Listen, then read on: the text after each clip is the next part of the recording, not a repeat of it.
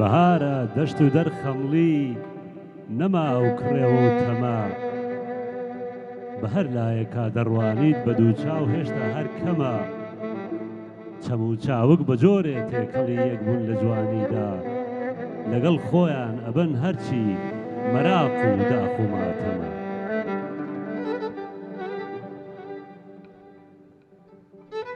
دڕانی کفنەکەی بەرخۆی بەجارێ ئاڵ و ئاڵا بوو گوڵان مزگێنیان هێنا کە ئەمڕۆ دوا ڕۆژی خەمە گوڵ و گەڵا لە یەک ئاڵان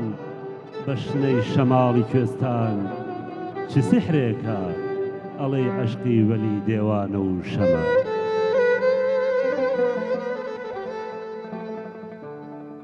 هەوران بەگاڵەگاڵ هاتن دەبارێنن بە خوڕباران بەسەر دەشت و شاخ و دۆڵ و نزار و کۆسار و چەما لە گژلا کەو دەخاسپێنێ شەتاوان ئاو دەپرژێنن سەمایە گەشت و سەیرانە پڕ لە کیژی گوڵ بەدەمە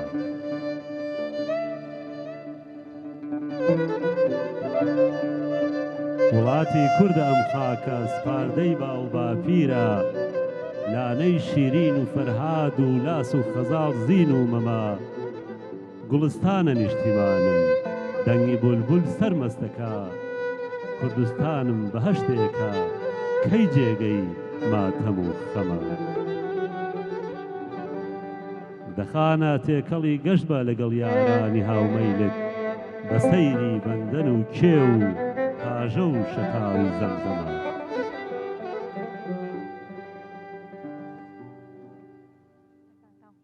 دەستان خۆش بێ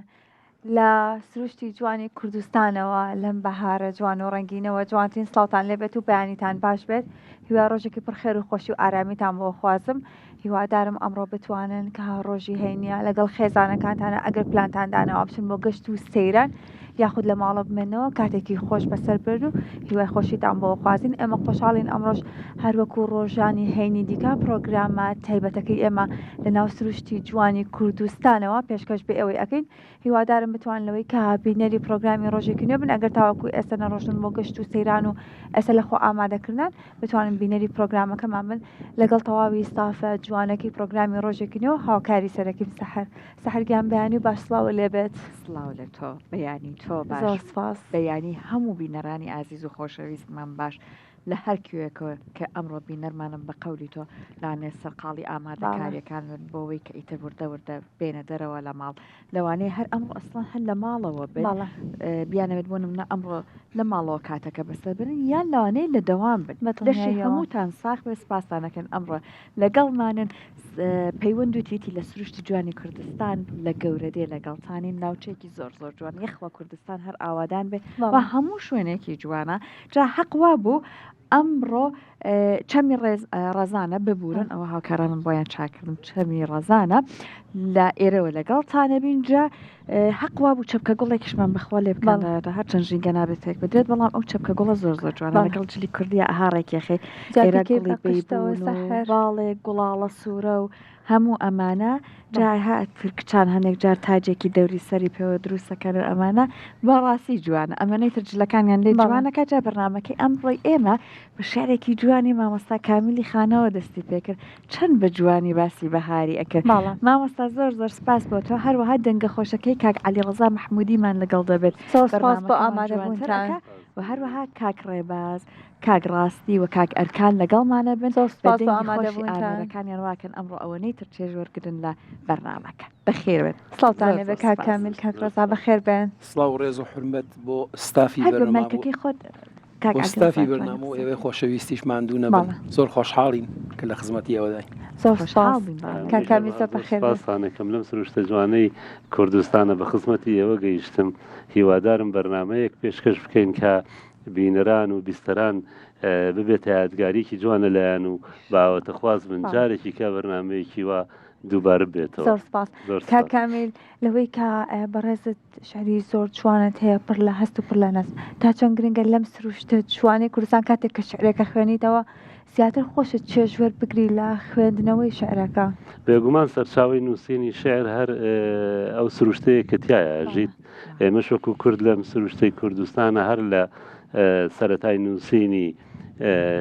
شعری کلاسیکەوە کە دەست پێەکەین لە 450 ساڵی ڕابردوو هەتا ئێستا هەموو شاعیران بە دڵنیاییەوە کاریگەری و تەسیراتی سروشت و چیا و دۆڵ و تافگە و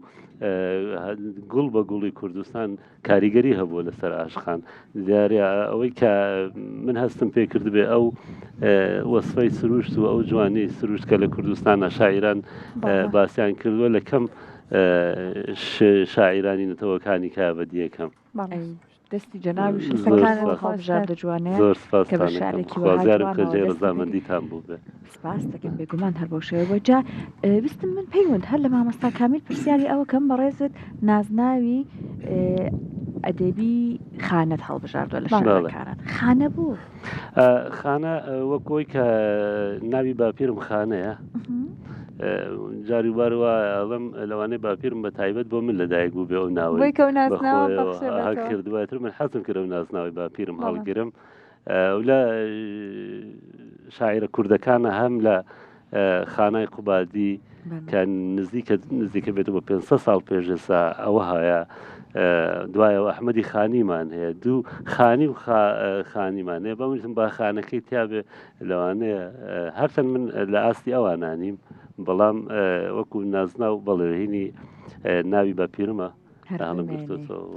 نازناوی شەکانت خۆش دەست خۆش علی ڕەزا دوو جار بەخێربێ بەخێر چاومان بۆ ڕۆژێکی نوێ بەخێربێ بۆ باش بەخێربێ سپاسم ڕۆ بەیانی لەگەڵمانەوی بۆ دەنگە خۆشەی بەڕێزت کەی هاتی بۆ سلێمانی وڵاوە ڕاستی بێت دوسێ ڕۆژە لە سلێمانیم ئەی بەخێر دوێنێ بەرنمەیەکی هەولێرمانە بوو ئەوەشمان کرد و هاتینەوە ئێستش لە خزمەتی ئێوەیە خۆشحاڵیەوە خۆشت بەخێر بێ سەر چاومان و خێزانەکەشت بەخێر بە سەر چاومان جا سەحر بەرامبەر وتی من ئەمڕۆ ئەتوانم زۆر بە حساسێکی جیاوازەوە گۆرانیەکان بڵم لەبرێکە من خێزانە لە بەرامبەرم دانیشتوە جا ئێستا پێمان بڵێ بەڕێزت نێوانت چۆنە لەگەڵ سلێمانیا کاک علی ڕەزا وڵڵا سنە و سلێمانی دایمە دەستە خوشکن خۆشەویستیک و هاوکلتوریکی باشمان هەیە لە بین لە نێوانی سنە و سلێمانیا و بە خۆشحاڵیەوە ئێمە من وەکو خۆم زۆربەی کارە هونەریەکانم لە سلێمانیا کردووە و لە سنەشا چالاکی هونەریمان بووە بەڵام زۆربەی زۆری لە سلێمانیا لەگەڵ کۆمەڵی هونەرمەندی زۆر بەرز و ئازیزە توانیمانە کە چەند بەرهەمی جوان پێشکەشکەین بە خەڵکەکەمان هیوادارم ئەمڕۆژ بتوانین بە هەمان شێوە چەند بەرهەمیان پێشکەشکەین و زەردەخەنە بینە سەر لێوانی ئەم خەڵکە خۆشەویستە و بە تایبەت لەم بەهارە خۆشەیە زۆر باشە کاک عەلی اینجا سەحر لەم سروشتە جوانەی کوردستانە مامۆستا کامیل شعرێکی پێشکەش کردینەوەی کە سروشتەکە سەکی کە جوانتر ئەبێ لامان جا ئێستا کاک عەلی شەگەر بەرهەمێکی ئامادە بێت پێشکەشمان بکات پێشکەشتانەکەم بەسەر چاو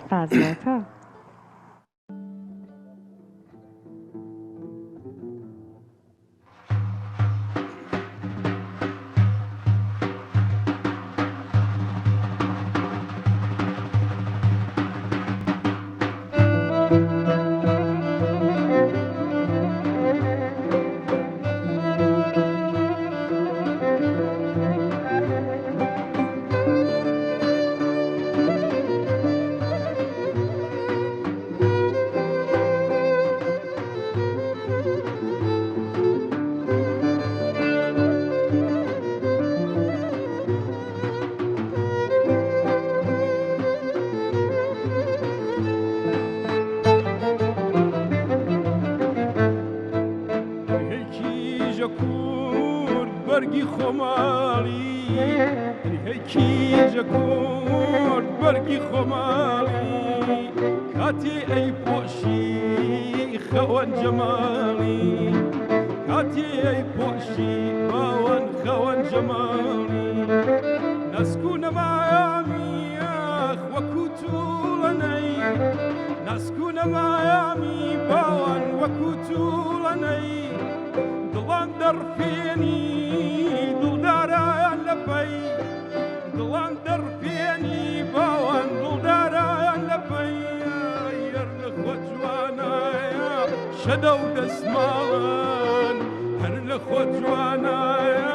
شەدە و دەسماڵن هەوری و پرچیکەڵ پەرچینی خاڵن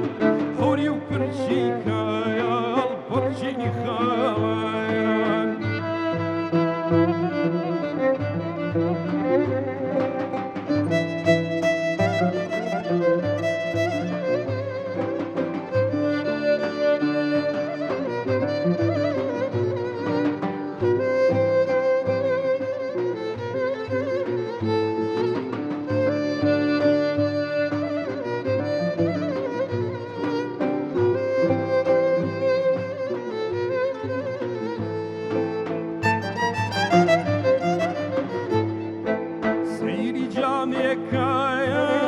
شنیشینی سیری جامعه باوان شنیشینی اسکی کردستان شخو نشمینی اسکی کردستان وی وی شخو نشمینی اسکی کردستان شخو نشمینی تاقیو کلایو زار تراو بسکیلو تاقیو کلایو زار باوان تراو بسکیلو خم ئەتارێنە وەی وەی لە دڵی مەلوولە بە پیرۆزت بێ بووکی وڵاتم بە پیرۆزت بێ بووکی وڵاتم هێزم هەناوم تیشکی ئاواتم هێزم هەناوم وەی ڕۆ تیشکی ئاواتم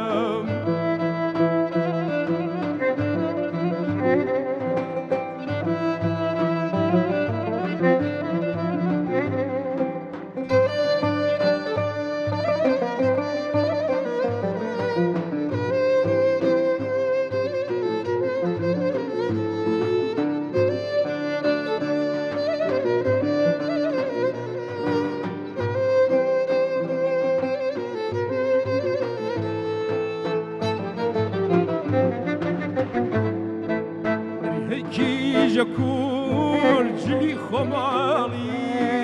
ئەی هەی کیژە کورد باوان جلی خۆماڵی کاتی ئەی پۆشی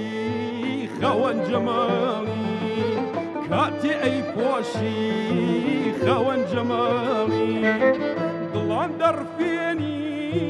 دڵدارایان لەپەی دڵان دەڕفێنی باوان دڵدارایان لەپەی لە خۆ جوانە شەدە و دەسماڵن هەر لە خۆ جوانە شەدە و دەسماڵن هەوری و پرچیلول پەرچینی خاڵن هەوری و پرچیلول پەرچینی خاڵن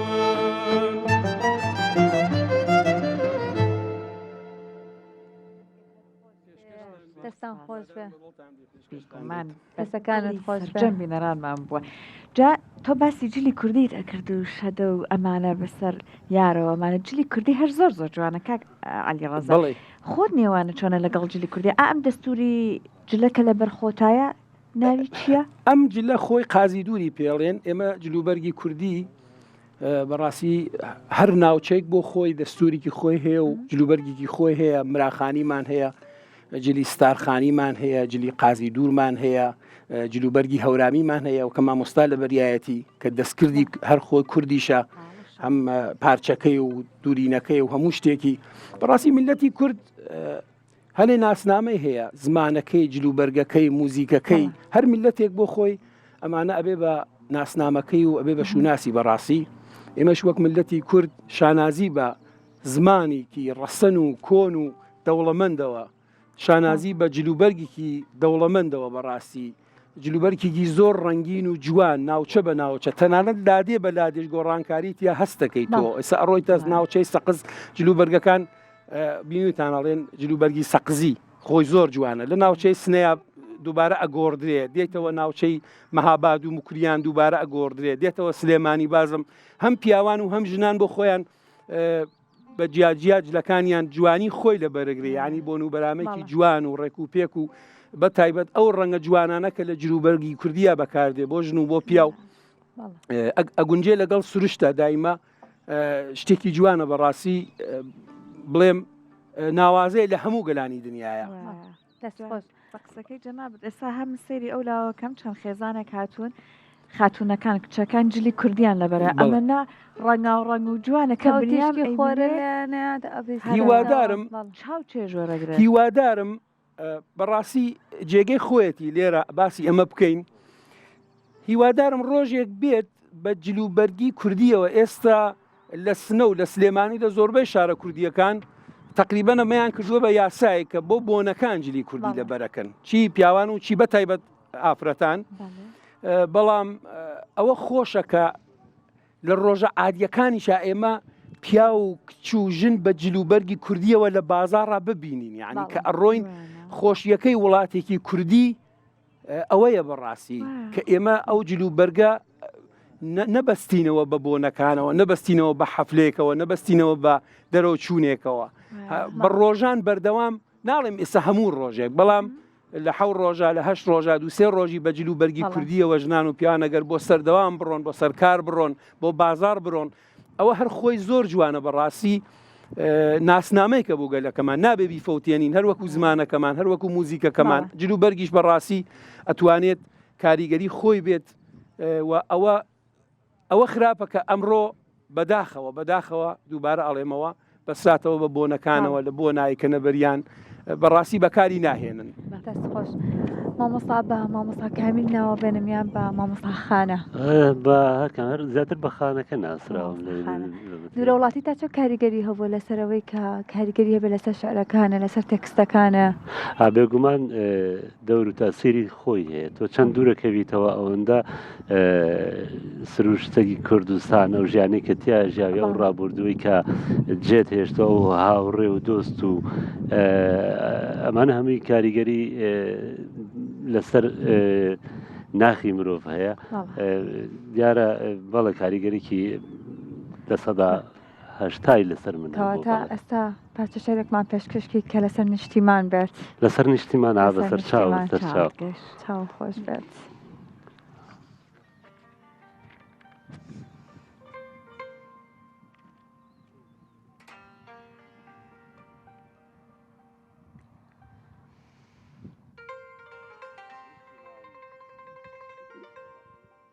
نیشتیمان سوێندم بە دەرد و ناڵە بێ ئەژمارەکەت، سوێن بە بێ ڕوحمی ڕەقیب و بارەنا هەموارەکەت. نیشتیمان بەو گشتە ژان و حەسرەت و داخەی هەتا، پێم بڵێ بۆچی نەگەیە لای خودا هاوارەکەت.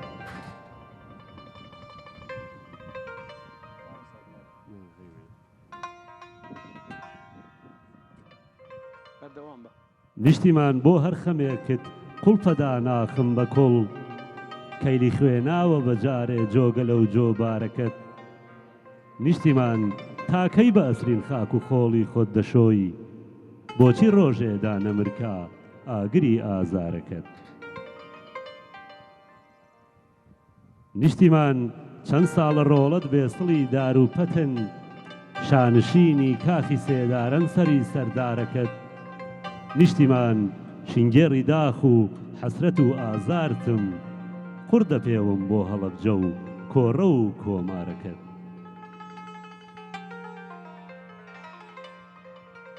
نیشتیمان بۆ نوێژی ئاواتت بە خوێن دەست نوێژە شۆی، ئاوەژوو سوڕانی گەردوون چەرخەلار و خوارەکەت. نیشتیمان کۆچباری دەستی دوژمنی ئەم خاکەتم، کوێڕووکەر دنیا لە قیژەی زارۆڵەی بێچارەکەت. نیشتیمان لەدلەت وەکو تۆ ئەو دڵەی زامارمە، گا بە دەستی دوژمنان و گابرا دیندارەکەت. نیشتیمان هێشتا سیاپۆشی خەمێکی خۆ بەخۆی، چەند پەشێوە بۆ شەڕی ناوخۆچیا و کۆسارەکەت.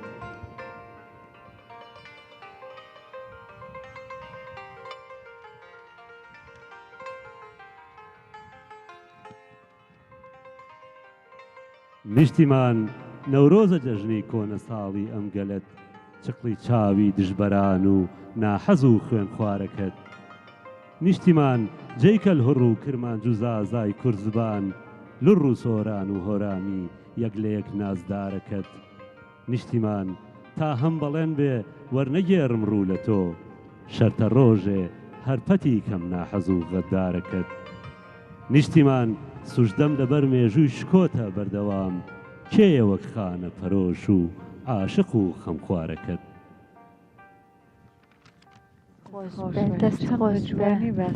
دەستودەمتان خۆش بێ، خامەتان ڕەنگین و زەنگینتر بێ. جا ئێستا جەنابەت ئەمەنە جوان باسی نیشتمانت کرد، پێم وابێ مادام کە خۆشت دوور لە وڵاتیت، تەبعەن چێژێکی تری هەیە کاتێک کە گەڕێتەوە بە باشی کوردستان، وایە؟ بێگومان وایە. زۆر چی لە کوردستان وات لێ کارەوێ بیری بکەیت؟ تا بڵێت چینە چینە چینە هەموو شتێک. من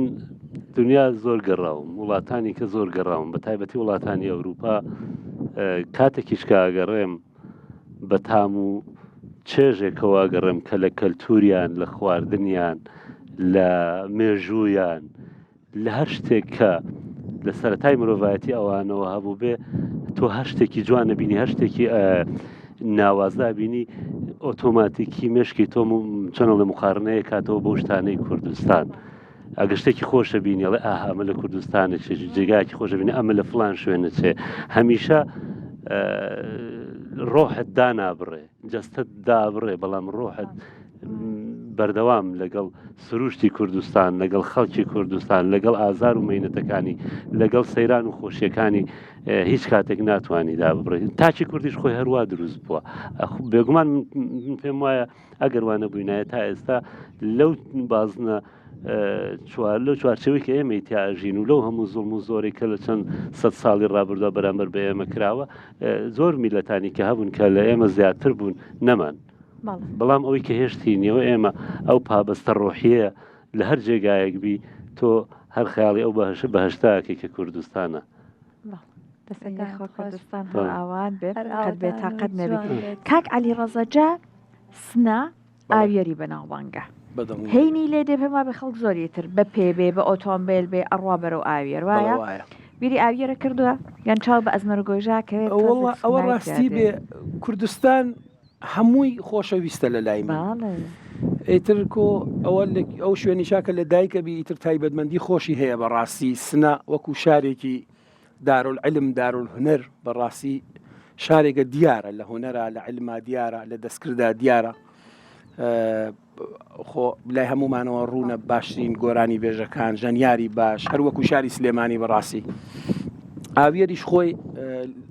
ئاوشی دەرە یان ئاویێر ناوێکی زۆر زۆر کۆنی ئەوێستاییە کە ئێستا شوێنێکە بۆ حەسانەوەی خەڵکە ڕۆن وەکو ئەزمەرۆک و گوێژە. بەڕاستی خەڵک زۆر زۆر ڕووی تێەکەن، خەڵکی شاری سنەش و ئەو کەسانیشەکە وەک توریست دێنە شاری سنە، وەک مسافر دێنە شاری سنە، زۆر لە ئاویێرە دانیشن. شوێنێکی زۆر زۆر خۆشە. لە ڕووی سروشتیشەوە بەڕاستی سنە و سلێمانی زۆر لە یەکەچن، هەم کێوەکانیان، هەم وەکو ڕوومەتی شارەکە، وەکو کولتوری خەڵکەکە. ئەوە ڕاستی بێ نزیکیکی زۆریان بێکەوە هەیە. لە مێژیشە عەرزم کردی هەروتویانە سنە و سلێمانی دەستە خوشکن. ئەوە ڕاستی بێ من کاتێک هاتم بۆ سلێمانی جارێکیان بەنامێکی تەلەڤیزیونیم بوو من طبعا شاعر نیم جاروبار شعر بۆ گۆرانیەکانم دانم بەڵام خۆم بە شاعر نازانم بەڵام لە دەستپێکی بەرنامەکە شارێکی جوانم بۆ هات ئەوە هاتم بۆ شارەکەم بۆ لای کۆنە باژارەکەم شاری هەڵمەت و قوربانی سلێمانی سنە سڵاوی لێ تەکرد شار و گوند و دەر و بانی دەیگوت بڵێن بە خوشکەکەم گیان و دڵم بە قوربانی ئیتر ئەو کاتە وابزانم ساڵی 2007 و ئەوانە بوو لە کاناڵی خاکە مامۆسانوەری قەرەداخی زۆریان حەز لەم شیعرە بوو وتیان ئەمە دات نابوتم نە بەخوا هەر ئاوا بە سوتفەکە هاتمەوە نە هەست و خۆشەویستی سلێمانی بۆ من بەڕاستی جوان بوو ئەم شعرم بۆ هات و هەستم کرد لە سنەیان بەڕاستی کە هاتمە ئەم شارەوە هەستم نەکرد کە دوور کەوتومەتەوە لە سنە هیوادارم هەر ئاوەدان بێ کوردستان هەر ئاوەدان بێ سنە ئاوەدان بێ سلێمانی و هەموو شارەکانی کوردستان بەڕاستی هەر بژین و بمێنن کان خۆش بێ کاک علی ئاماژەت بۆ کردەوەی کە تۆ شاعر نیت بەڵام هەندێک جار شعر بۆ هۆنراوەکانت بۆ گۆرانەکانت ئەنووسی تا چەند گرنگکە ئێمە دەست و خامەی زۆر جوان و ڕەنگینمان هەیە لە هەرێمی کوردستان کە تێکستی زۆر جوانیان هەیە ئەم تێکستانە ببن بە هەڵبژاردەی هونەرمەندەکان بۆی کا بتوانن کاتێک کە هونەرێک گۆرانێکمان پێشکەشەکەن ئێمە چێژدە تێکستەکەش ببینین لەوەی کە وشە بە وشەی تێکەڵ بێ لەگەڵ هەست و سۆزی ئێمە ئەوە ڕاستی بێت لە هەموو دنیای وایە شعر و گۆرانی تەواوکەری یەکن یعنی نە شعر بەبێ گۆرانی ئەیکرێت نە گۆرانی ببێ شعر ئەبێ تەواوکەری یەک بنجە ئەو دوو هەستەش ئەو مێلۆدی و ئەو شعرش ئێستا بە دوو شێوە یا شعرەکە ئەدەی بە گۆرانیدانەرێک گۆرانی لەسەردانێت یا بەعکسەوە بەڵام خۆی شعری گۆرانی لە هەموو دنیا تایبەتە تەرانە سەرایی پێڵێن لە فارسا بڵین بۆ نمونە لە کوردیە ئێمە کەممان هەیە ئەو شتمانە کەمە بەڕاستی یعنی شاعرمان ناڵێم نیمانە هەمانە لەخوا بەزیابێ لەش ساق و دڵخۆش بن هونەرمەند و شاعری زۆر باشمان هەیە بەڕاستی بەڵام کەمە ئەو کەسانە شعر بۆ گۆرانی دانێن ینی شعر دانن بە باڵای گۆرانیە بۆ گۆرانی دایەنن ئەخر ئەو شعرە تۆزێ جیاوازە جا بینەوە سەر ئەو هونەرمەندە کە خۆی ئەتوانێت شتێ بهۆنێتەوە بۆ گۆرانیەکەی بەڕاستی ئەوە زۆر گرنگە ئەگەر تۆ گۆرانی بێژ بیت بتانی خۆت لەبەرەوە ئەگەر مێلۆدیکت دانا بەتایبەت ئەگەر گۆرانی دانەر بوویت ینی خۆت توانیت گۆرانی دابنی ئاخر خۆ هەموو گۆرانی بێژێک خۆی ناتوانێت گۆرانی دابنێ ئەنێ گۆرانی بێژمان هەیە بەڕاستی توان گۆرانی بۆ خۆیان دابنن تۆ ئەگەر بشتوانن شعرەکەشی بۆ دابنن بە هەستی خۆیان بەڕای من جوانە بێت و ئەگەریش من هەردووکیم کردووە وەکو خۆم هەم لە شاعرانی سەردەم کەڵکم وەرگرتووە هەم لە شاعرە کۆنەکان بەڕاستی و هەم ئەوەش کە هەستم کردبێت مێلۆدیکم هەیە کە خۆم ئەتوانم شتێکی بۆ دانم دووبارە ئەڵێ من خۆم بە شاعر نازانم بەڕاستی پلەیەکی بەرزیان هەیە شاعرانی نیشتمان ڕۆژان و ساڵان دانیشن شعرە هۆنەوە بۆ کاتەکانی ئێمە بۆ چرکە خۆشەویستیەکانمان بۆ خەمەکانمان بۆ پێکەنینەکانمان شعر زۆر شتێکی گەورەیە لە ژیانی مرۆڤ بەڕاستی وەکو موزیک وایە وەکو موسیقی وایە دایکی موزیکە ئەتوانم بڵێم دایکی موسیقی ئەگەر شعر و وشە و کەلیمە نەبێت بەڕاستی موزیکیش ناتوانێت گۆرانیش ناتوانێت خۆی بنوێنێت مامۆستاخانە شاعر لە تەنشتە دانیشتووە هەرجەنابەت شعرت هەیە مامۆستا بۆ گۆرانی لێریک بێت بە قسەکەی خۆت بێگومان شعرم زۆرە لەو بابەتەنە بەڵام هێشتا لەوانەیە تۆزێک سروشتی من وایە تۆزێک کەمتر خۆم دەرەخەمەوەوانە لەوانەیە خەڵکانێکە بێشتاوەکو بە خزمەتیان نەگەیشت بێتم کە شێرەکانیان بخەمە خزمەتیان و بیکەن بە گۆرانی ئەگینە بەڵێ دوای ئەم بەرنامەی ئێمە ئیتر پێویستەکە بەخوا حیفە بمێنێتەوە ئەمە لە پرۆگرامی ڕۆژێکی نوێەوە کاگەلی شەرێکی پەڕێز شعری لە خزمەتانە دەستەکانت خۆش بە جاکاک ئەلی ئەگەر ئێستا بەرهەمێکی دیکەمان کێشێت بەرهەمێکی ترمان هەیە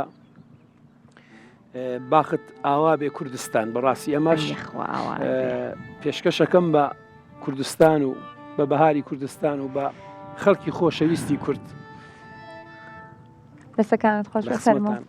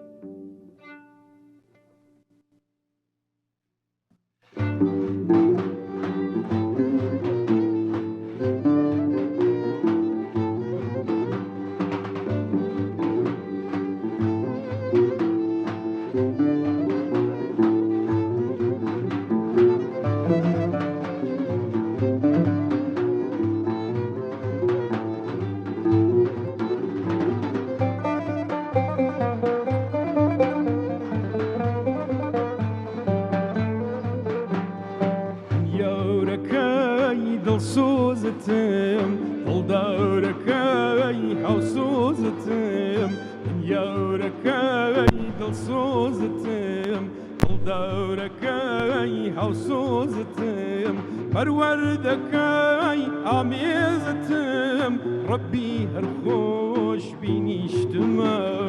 پەروەردەکەی ئامێزتم ڕەبی هەرخۆش بینیشتمە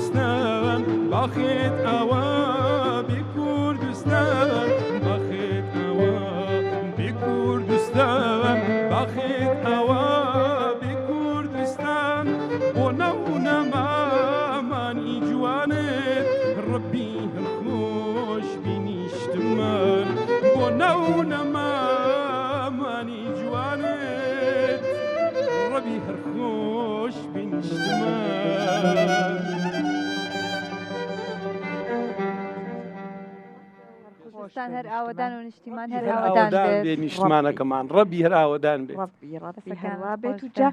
ئێستا کە بەڕێزت گۆرانیەکەت ئەوت ئێمە چێژمان لێوە ئەگەر لەگەڵ پەیوەندیش هەردوو عامان نەکرد ئەوە هەنێک مێر و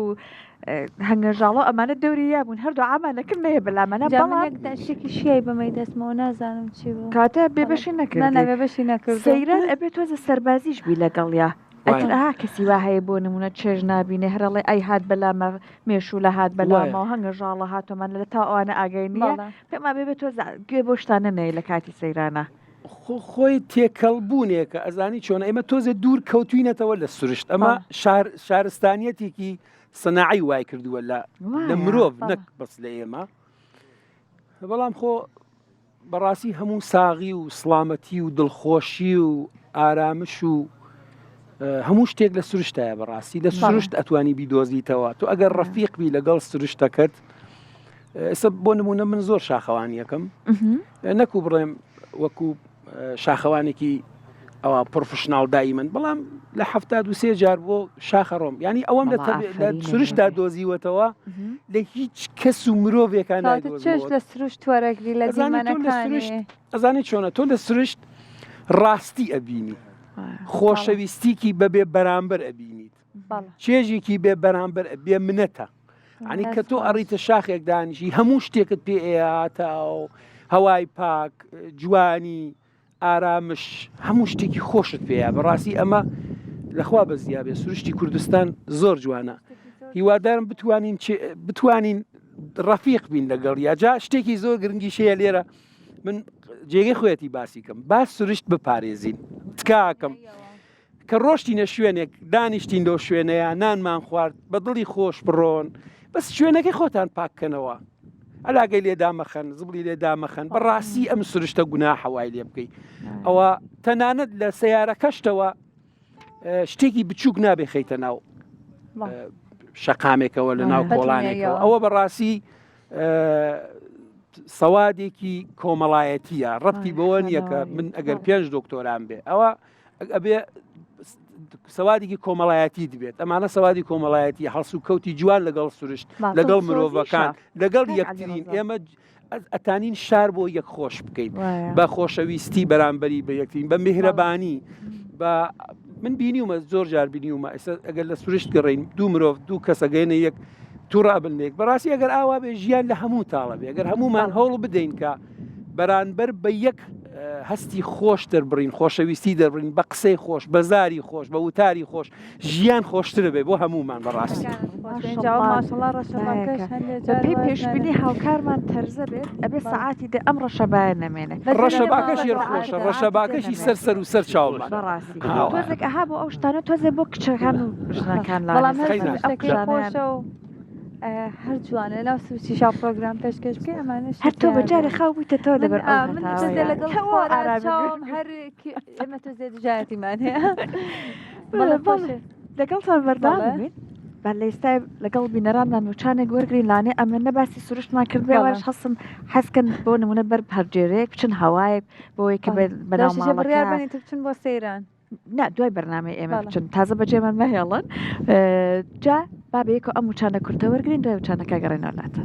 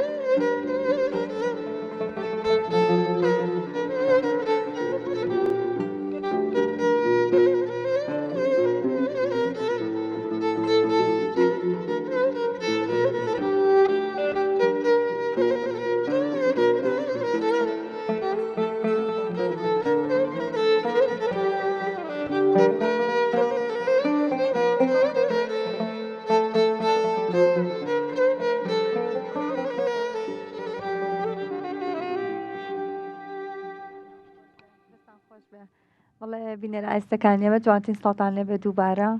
ئەجا سەحرێ من بەردەوام ئەبین لە پرۆگرامە تایبەتەکەمان بەڵام پێم خۆشە تۆش پارچە شعرێکمان لەم سروشتە جوانەیە پێشکەش بکەیت پارچە شعرێکی مامۆستاخانە بە دەنگە تایبەتەکەی تۆ جا من خۆم یەکێکم لەوانەیە کە سەحر بە جیالەوەی کێمە هاوکاری یەکترین من زۆر سەرسامی دەنگی تۆم وای لێ کردم ئیتر قسەم بۆ ناکرێ کەواتە فەرموو سپاس بۆ وشەکانت پەیوەند زۆر سپاس بۆ مامۆستاخانێ کە ئیزنی داوە من بیخوێنمەوە بەڵام هیوام ئەوەیە کە مادام خۆی لێرە تەشریفی دانیشتە بە دڵی بێت و من دروست بیخوێنەوە کاتە ئەگەر کاک ئەرکان یارمەتیم بات بەوەی کە دەنگی خۆشی سنتورەکەی کاک ئەرکانیشمان لەگەڵ بێ کاکەرکان دڵت لەگەڵ ئێمایە بخوا کاکەرکان بەخواگەی لێ منێ کاکەرکان لە گەرمەی قسەکردە کاک ڕێباز دوایی پێمان بڵێ ئەو مۆزوعی قسەیە چی بوو چاوت گەشت بێ کاکەرکان هاوکاری سەحرخان بە بیت دەنگی سنتورەکەت چاوت گەشت بێ فەرموو خاتو سەحر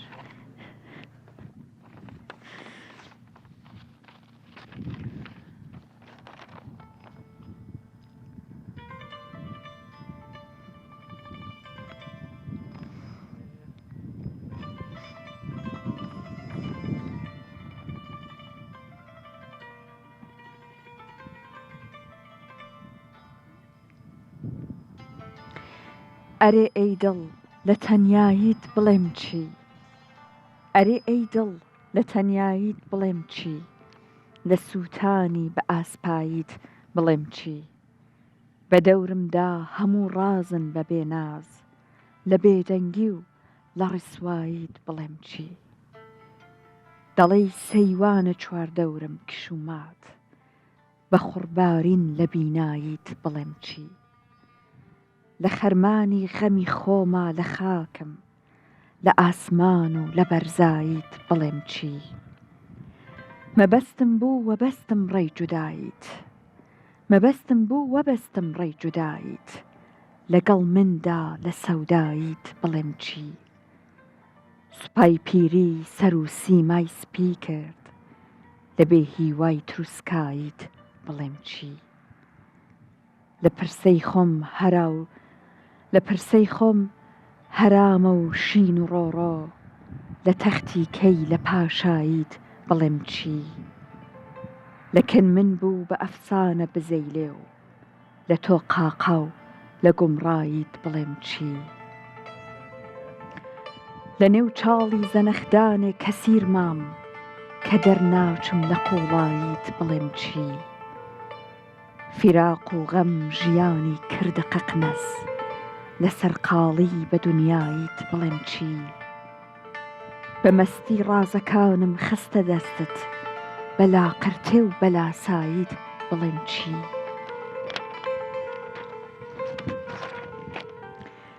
ئەوین مەرگە بەڵام شیرینە ئەی دڵ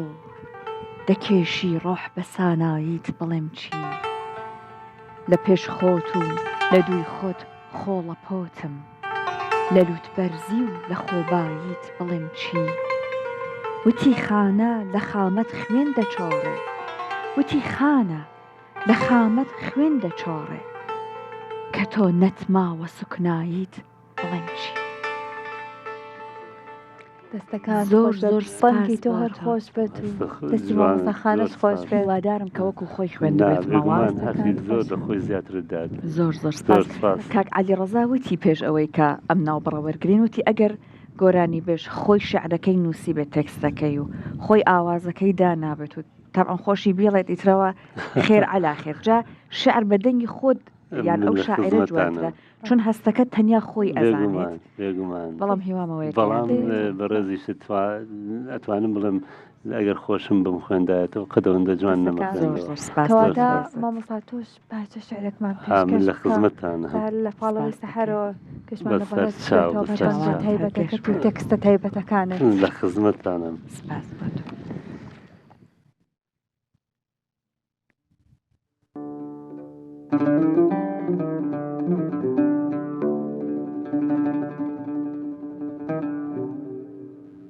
سەرمەستی شەرابی لەبێ گوڵنارە نەهاتی سەرمەستی شەرابی لەبێ گوڵنارە نەهاتی دڵوێڵ و تەریکی خەمی شەوگارە نەهاتی تاریک و تنوب وەرزی ژیانی منی داما و ئەی خۆری کزی شەرمنی ئێوارە نەهاتی تۆی خەمبەر و خەمهێن و خەماژێنی دڵی من بۆت جارێ بە فریای منی بێچارە نەهاتی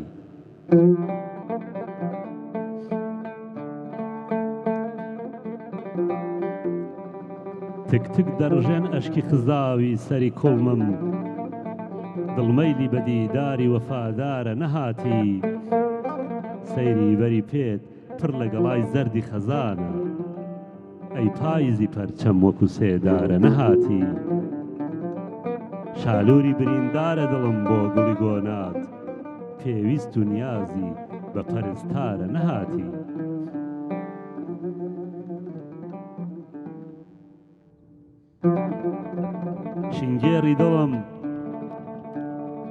شینگێڕی دڵم نوقمی خەیاڵی خەمی تۆیە ئەی مەرهەمی ئەم جەرگە بریندارە نەهاتی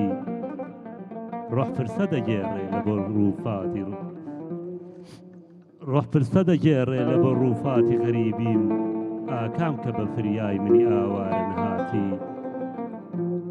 دەنگۆیە دەڵێن دێی و دەکەی چارەی دەردم مزگێنی دڵمدا کەچی هەر جارە نەهاتی سەد خۆزگە دەهاتی و وەدەرت نایە نەهاتی خانە چ بوو تاوانی کە ئەو جارە نەهاتی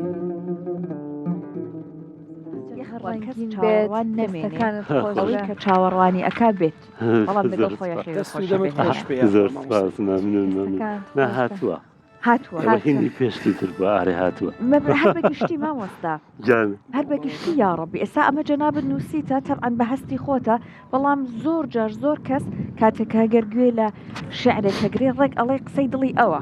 هەنیا کەسێتر وتوی خۆ بێگومان وایە چونکە ئەکە زۆرێک لە شعرەکانی من کە نووسیمە شەرت ئەمە مەرج نییە بە تەنها بۆ خۆم بێ بۆ جاری وا هەبووە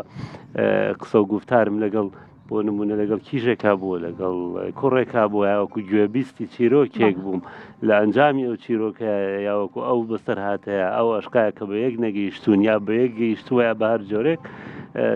تۆ ئەتوانی ئەو هەستە کە هی خۆشت نییە وەکو خۆت بچیتە ناو ئەو ببیت کارکتەر لەو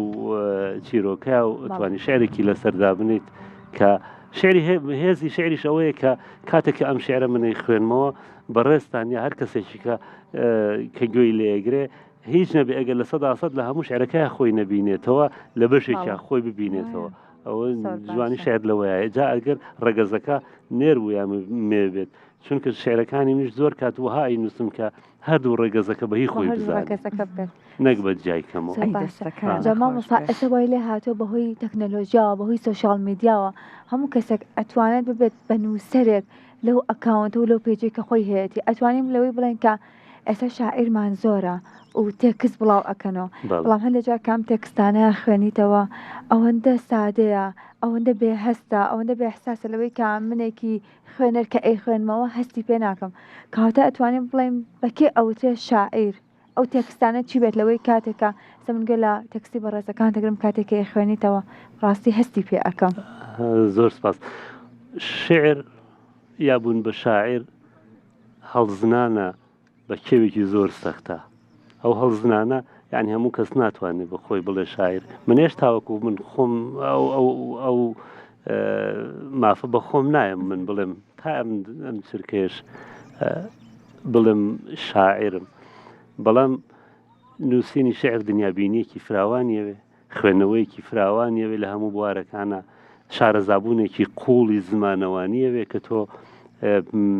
جاری وا هەیە پێویست بە وشەیە کە لە دێڕێکە بەو شعرانی ئەمڕۆژ کە باست کرد من پێم وایە ئەو کەسانی کەوا ئەنووسن ئەتر من نازانم هەر کەسەکە ئەگەر نەنووسێ پێم وایە خزمەتی شعر و هونەر و ئەدەبەکە ئەگەر نەنووسێ بەڵێ زۆر سپاس ئەو ئەنووسێ حەزیشەکە بڵای کاتەوە بەڵام زۆر جارە بێ خوێنەریش هۆشیاری هەبێ خۆی ئەبێت تۆ پێش ئەوەی بنووسی بخوێنیتەوە بێگومان هەگبەی خۆت پڕکە لە خوێندنەوە خۆی ئۆتۆماتیکی شعری جوان بووێت شعری جوانە نووسی دنیابینیت فراوانەوێت بەڵام ئەگەر نووسینت پێش خوێندنەوە خست بێگومان هێز و تینی نابێت هەرچەند ئازایەتیشی ئەوێ کە ئەگەر بۆ نمونە خوێندیشتەوە لەژێر کاریگەری بۆ نمونە ئەو خاوەن قەڵەمەکانە شاعرەکان نووسەرەکان نەمێنیتەوە بتوانێت تا ڕادێک جێدەستی خۆت دیار بێگومان بە تایبەتی ئەوەی ببوورە قسەکەشم پێ بڕی ئێستا ئەو شعرانی من ئەگین بڵێن بڕگەی یا کێشی پەنجە یا عروزی عەربی لە کۆنا بە جۆرێک نووسراوە ئەگە شاعرە کۆنەکان بەڕێستان خۆتان شارەزان ستەنشتان نابێ ئەوان بێگومان وشەی بێگانە وەکو عەربی یا وەکو فارسی ئەوانە زیاتر تێکەڵاوی شعرەکانیان کردووە بەڵام من هەوڵی من ئەوەیە بێگومان شعری کلاسیک خۆی یاسا و ڕێستای خۆی هەیە تۆ ناتوانانی لە کێش و سەرواکەت لابێ ئەبێ ڕیتمێکی جوان لە شعرەکە تا هەبێ و لە نیتیان نەبێت ئەوانە بەڵام لە هەمان کاتا من هەوڵماوە زۆرترین وشەی کوردی پارا و تەنانەت ئەوانەی کە مدەتێکی ماوەیەکی زۆرە بەکار نەهاتوون دووبارە چۆنەڵێ ها ئینگلیزەڵێ ڕیسایکڵی کەیتەوە جارێککە بیهێنیتەوە بەر دیدەی خوێنەر و بیستەر جارێکی کە بیبیستێت لەوەی کە لە ناوچەی گشتی چێمی ڕەزان ئێستا ئێمە بینین لەوەی کە وردە وردە ئەو خێزانانە و هاوڵاتیانەی کە ئایانەوە گەشت بکەن هاتوون بۆ ئەم ناوچە گەشتیاریە کە لەوانەیە هێشتا زووش بێت هەندێک کەسی دیکە هەبێنە کەسمانە بێەوە لە دوانی وەڕوان نابێت یاخود نزیکی نیوەڕەوەیتە لە دوای ئەوە بێت ئەوە ماشەڵڵە قەرەباڵغا خەڵکێکی زۆر من لێرەوە سیرەکەم خەڵکێکی پاشی لێ اینجا هەبا بزانین ئەم خێزانانە کە هاتوون بۆ ئێرە چۆن بڕیاریان ناوە ئێمە هاوکارمان تەرزا بە شێوەیەکی ڕاستەوخۆ لەگەڵ ئەو خێزانانەیە گفتوگۆ ئەکات و لەگەڵمان نابێت اینجا تەرزا ئاماژەشی بۆ کردوتی لە سەعاتەوەی تر وردەوردەجەوە کە خۆشە بەس قسەکەی هاتە دی لەمە بەدووە هەر پرسیارێک و هەواڵێکی لەسەر کەش و هەوامان بوو لە تەرزە پرسیارەکەین کەواتە با بچین بۆ لای تەرزا بە شێوەیەکی ڕاستەوخۆ لەگەڵمان نابێت تەرزا سڵاوە لێبێت و ئەم کاتەوە باش سەحەر پەیوەند لە سەیرانگەی چەمی ڕەزان سڵاوێکی گەرمتان لێبێت بەیانیتان باش بێت بەیانی بینەرانی ئازیزمان باش بێت بە هیوام هەینێکی پڕجوانیتان هەبێت پڕ ئارامیتان هەبێت لە سەیرانگەی چەمی ڕەزانەوە بە شێوازێکی ڕاستەوخۆ لە پرۆگرامی ڕۆژێکی نوێ بینەرمان بن چێژ وەرگرن لە تەواوی پرۆگرامەکە کە بۆ ماوەی کەمتر لە 2 کاتژمێر بە شێوازێکی ڕاستەوخۆ لەگەڵتانین بێگومان سەیرانگەی چەمی ڕەزان هەمیشە بە دیمەنە جوان و ناوازەکەی ناسراوە یەکێکە لەو جێگایانی کە نزیکی تابینە و بە چەندین شوێنەواری مێژووی و ئەشکەوتی مێژووی ناسراوە یەکێک لەو ئەشکەوتانش ئەشکەوتی قسقاپان کە هەموومان زانیاریمان هەیە لەسەر مێژووەکەی کە مێژوویەکی زۆر زۆر کۆنی هەیە جگە لەوەش چەندین ئەشکەوتی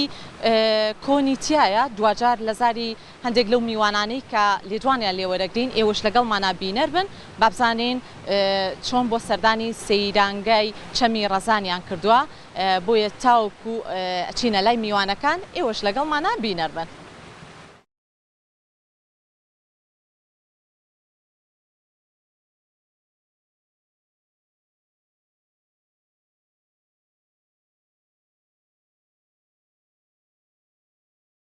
بێتم کاتتان باش باشی بەڕێزم سپاس دەکەم سەلامت بیاخوا لە سعات چەندەوە هاتن بۆ چەمی ڕەزان تقریبا لە 8 و ئەو ناوا 8 و نیو بۆ سەرقاڵی چی بۆ نێسە وەڵای سەقەرێک چالێ نانین و دانیشن نانێگە خۆین و ئاگرەکەشتان کردوتەوە چایەکەش حازرەکەن هەراوەڵا داخوا بێ سپاس با بچینە لای خاتوونەکانیش پێشی بچینە لای خاتوونەکان با بچینە لایەن بەڕێزە سلااو لێبێ ئەوەی کە باسەکرێت چەمی ڕەزان بە چەندین شوێنەوار و ئەشکەوتی مێژووی ناسراوە زانیاری تێ لەسەری کۆمەڵێک لەو ئەشکەوتانەمان پێ بڵێ ناوەڵای ئەمە زانیاریمان لەسەری نییەوە ڕاستی بێمە چۆن بوو شوێنەکەتان هەڵبژار وڵای تر کۆ بووینەوە هەمومان ئێرەمان هەڵبژارد و ئێرەمان بەلاوە باش دەستان خۆش بێت بە هیوای ئەوەی سەیرانێکی خۆش بەڕێ بکەن با بچینە لەم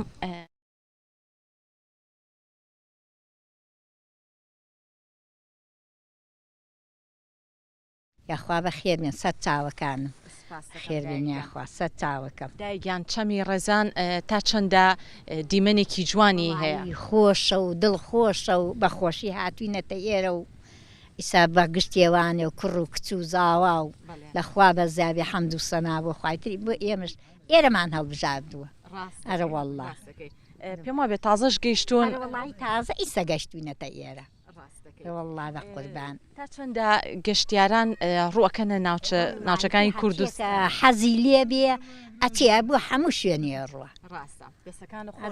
بە خێر بێن یاخوا سەد چاوەکەم خاتوونەش سڵاو لێ بێدەم کاتت باش بێ سڵاو لە تۆش خاتونیان سەکەم بژی مەمنون مەمنون ئەمڕۆ چیان بۆ ئامادەکەی وەڵا بە خێزانی هاتوینەتە دەرەوە من خۆم بەیانی زوەستا بریانی مامادە کردووە بۆ جەماعەت و خوشکەکە کەشم یاپراخی کردووە ئیتر دایمە نەڵێن سەیرانی ژانی یاپراخ تۆزە ئافرەت حەزی لە یاپراخەیە ئیتر ئیشەڵا بەتەماین بۆ ژەمینی وەڕەوە بخۆین و دواتریش بیکن بە برژە تا چەندە لە دوای خۆتان کە جێگاکەتان بەجێهێش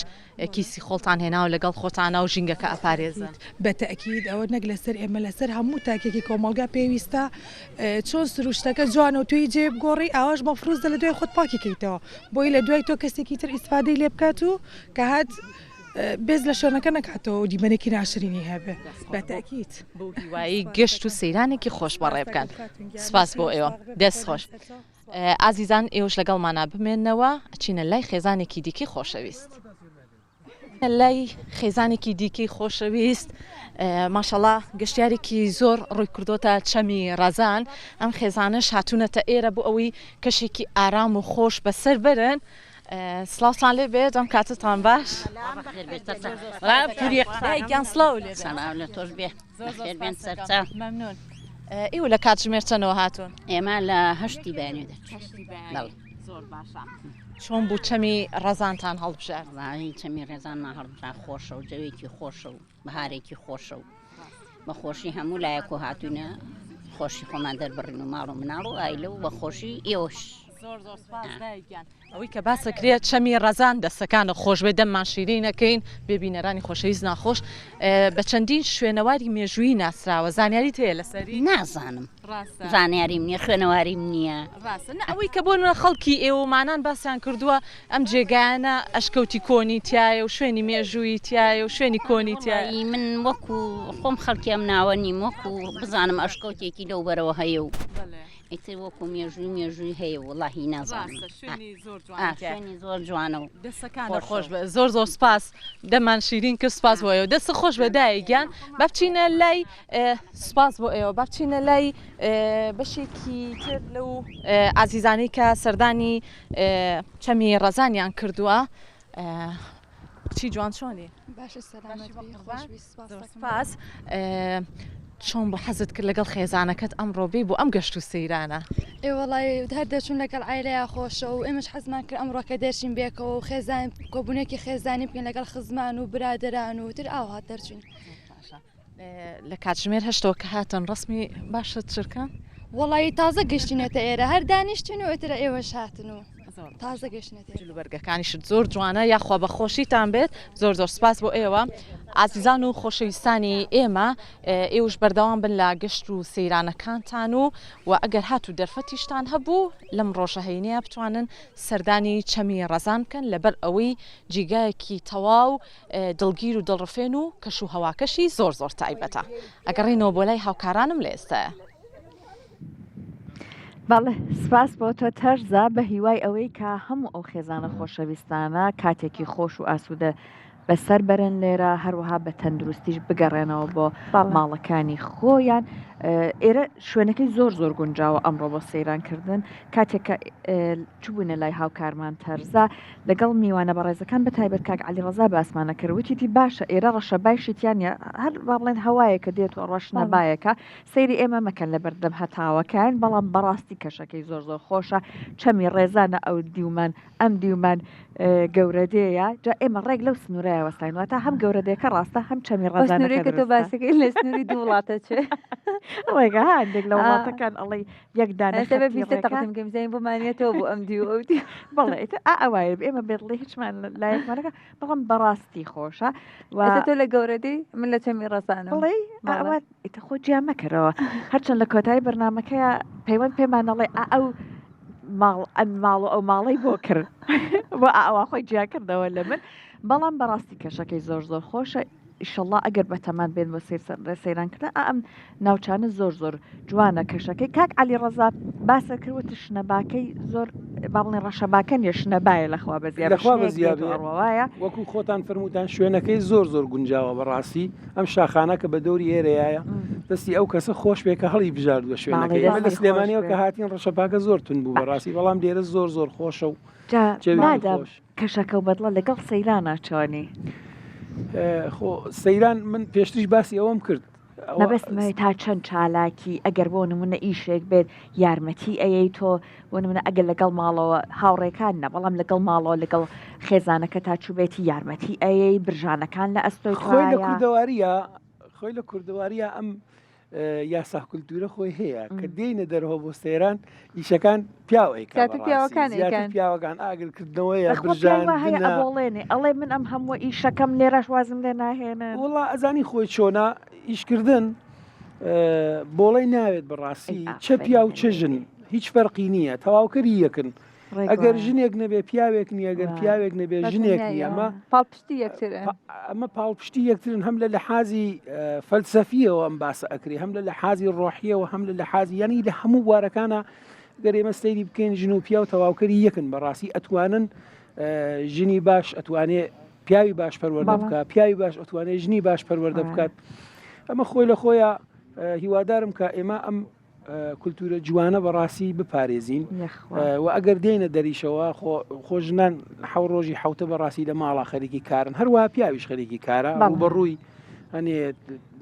تەنگ و چەڵەمە و کێشە لەم ژیانەی ئەمڕۆدا بە تایبەت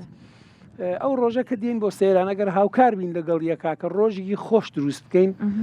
بەڕای من ئەوە جوانە کاتە باشیشە برژێنی بە قسە تا دەرکەوت کە شێفێکی باش بە دڵنیایەوە من خۆم کە باشەی بەشی بە دڵنیایەوە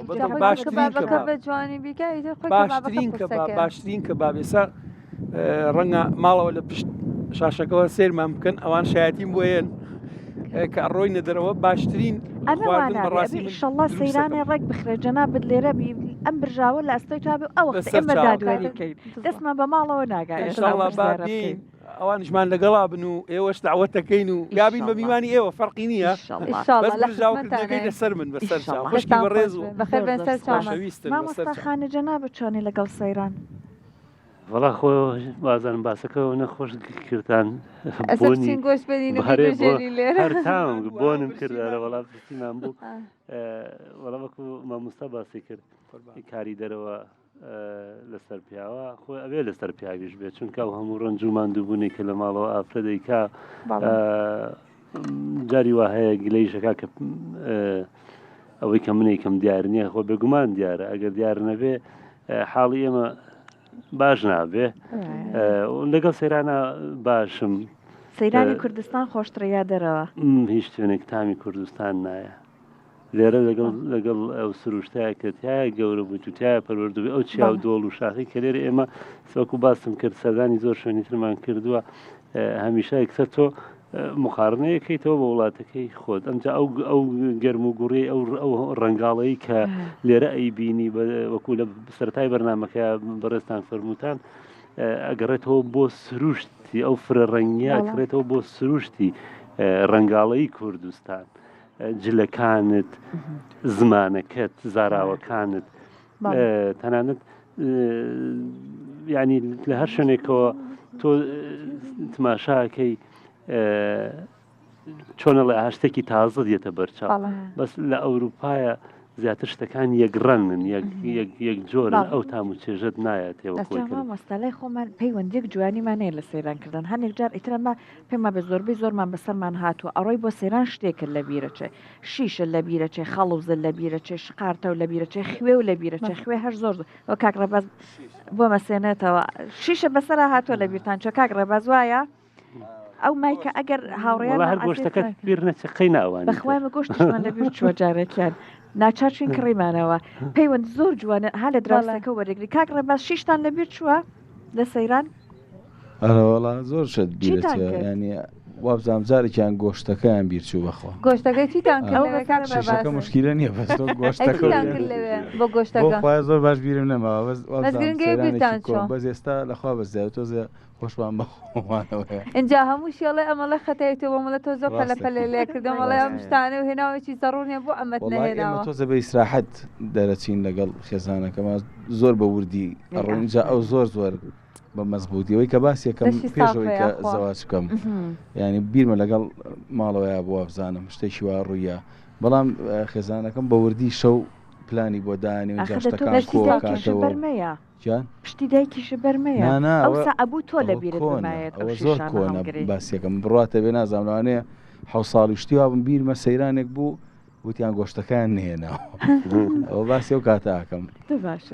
کاکڕاستی حەزی لە سەیرانە شتان بیرە چێکە ئەچن بۆ سەیران بێگومان حەزم لە سەیرانە هەرچەنە زۆر کاتیش نییە بۆ کاتە ناشتی حەزی لێتی بەس ناچیت حەزم لێدی وەز ناچم زۆر پێویستم بۆ بچمە ناو سروشتە لە بەرنامەوتی خەوەکە خۆشترە ئەوەی ڕۆژی جەژن بوو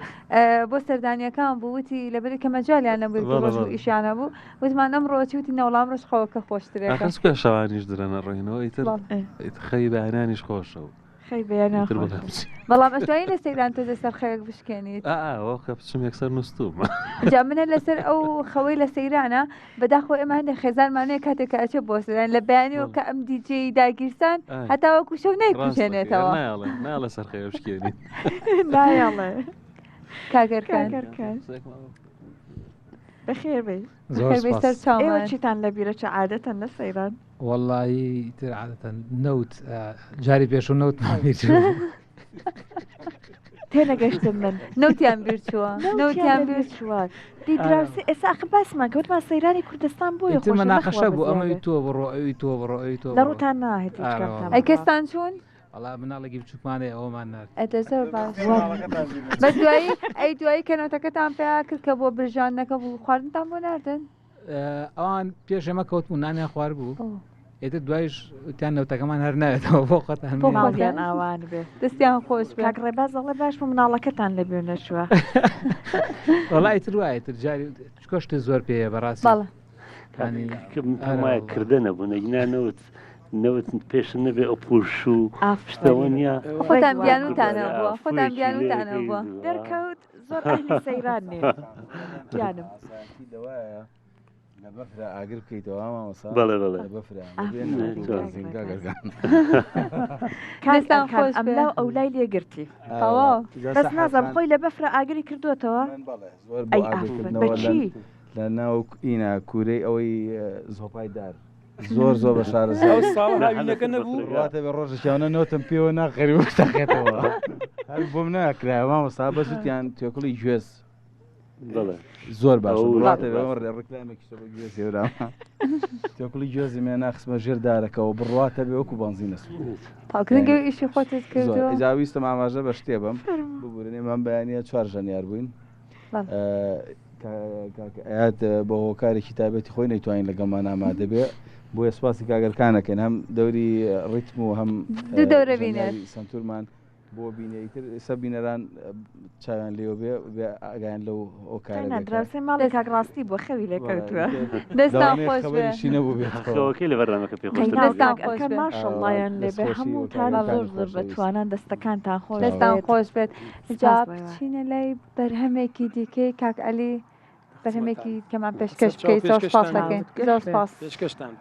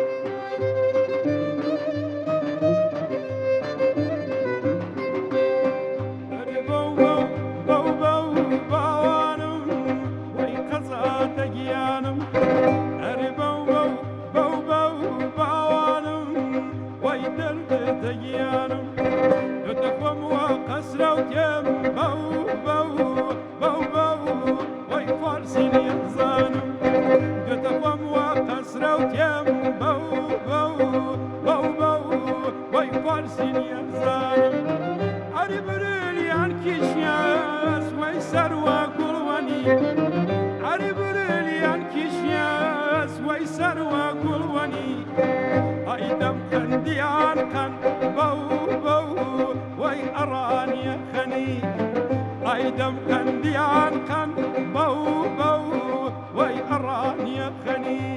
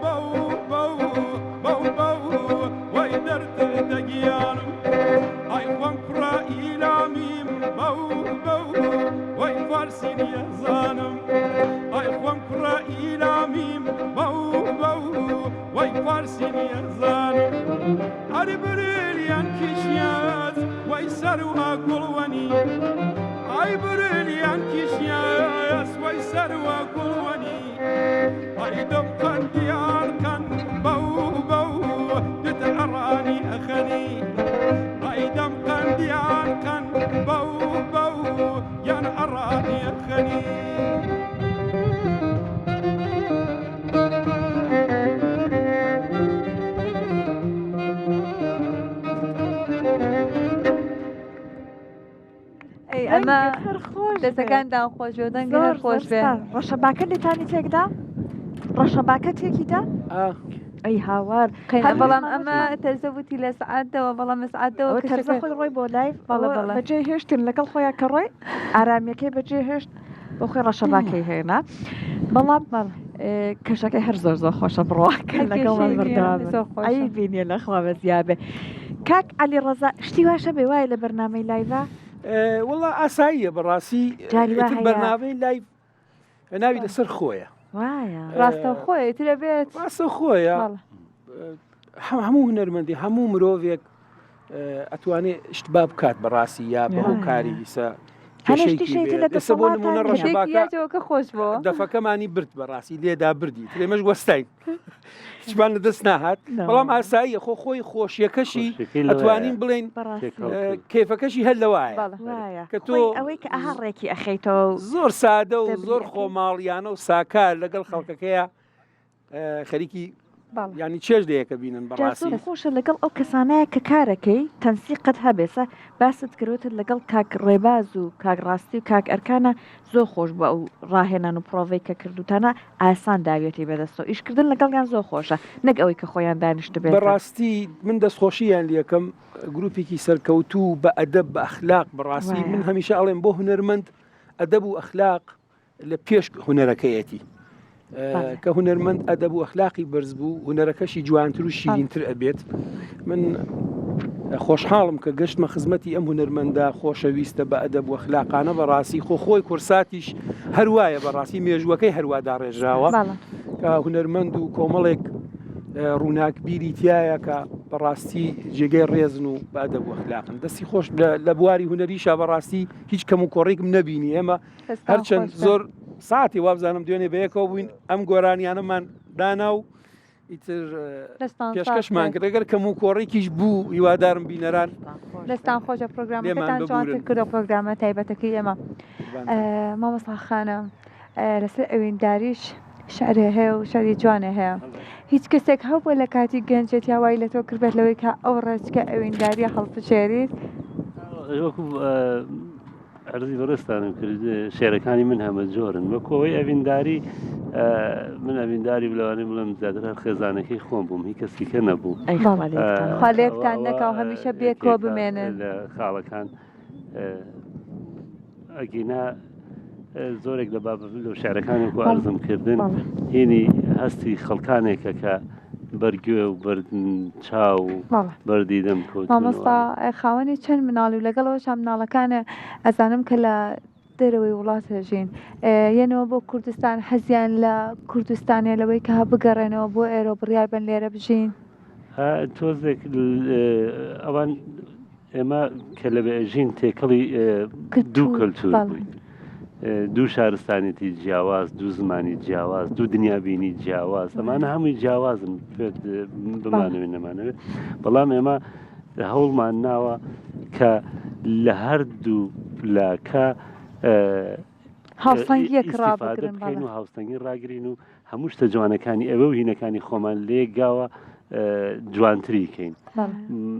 هەتا توانی بێتمان ئێمە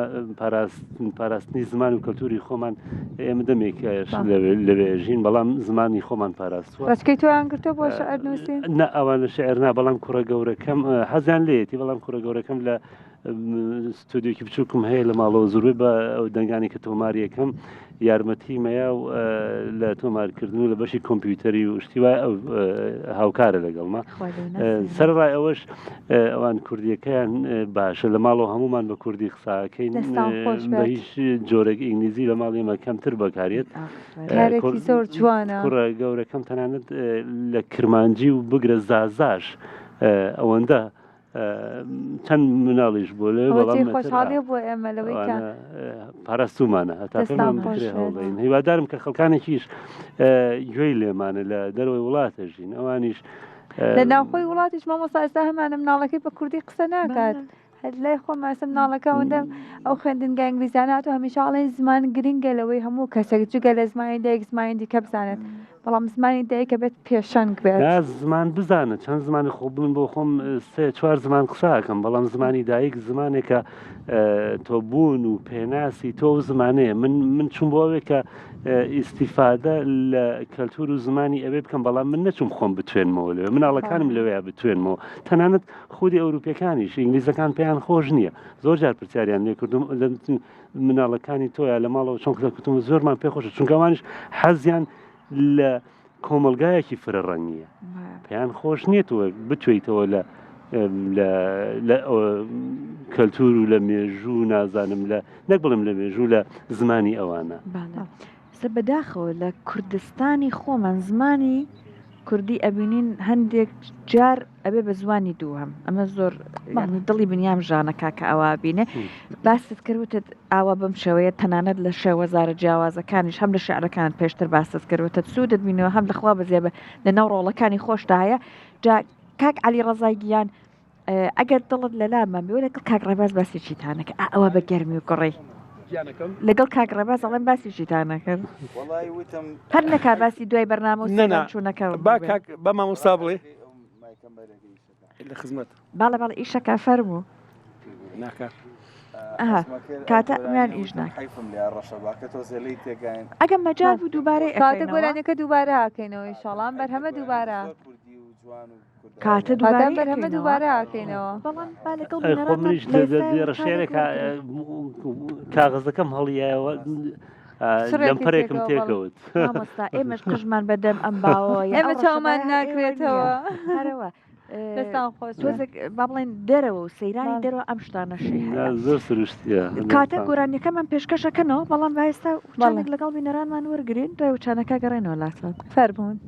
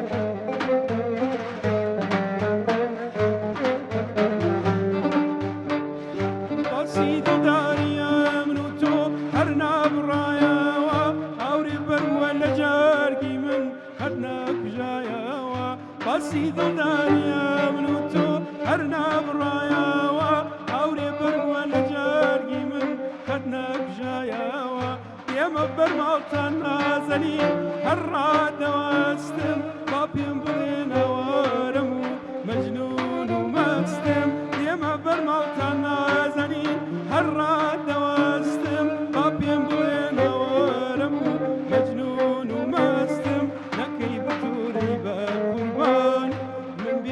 ناژیم چاو جوان من بێ تۆ ناژیم چاو جوان نەکەی بتۆری بە قوربان من بێ تۆ ناژیم چاو جوان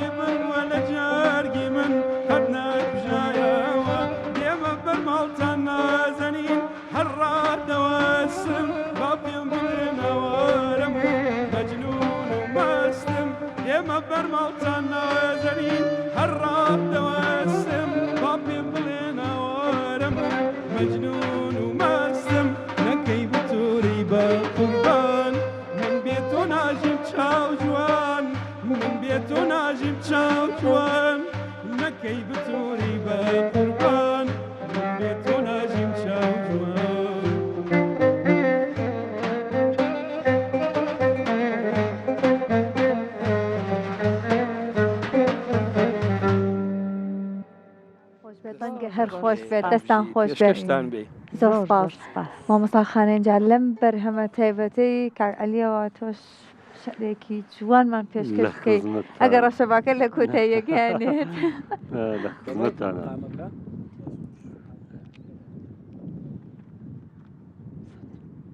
کاک ڕێباز کاگەرکان دەورەکەی دووەمی ئەگەڕێت ئێستا لە خزمەتتانە من بە دنیای خەیاڵ و خۆشەویستی و شعرەوە لە خزمەتتانە مش لەم سروشتە جوانەیە پێ شارەکان وەرەگرێت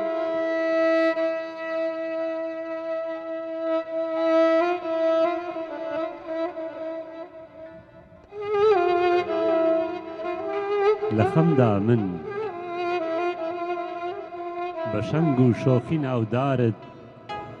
بە زوڵفی پێچی وەکمارت بە بادە و لێ و ناوزارت منم شێتانە بیمارت هەتا گەشتن بە دیدارت چەمەڕای جامی جەمدا من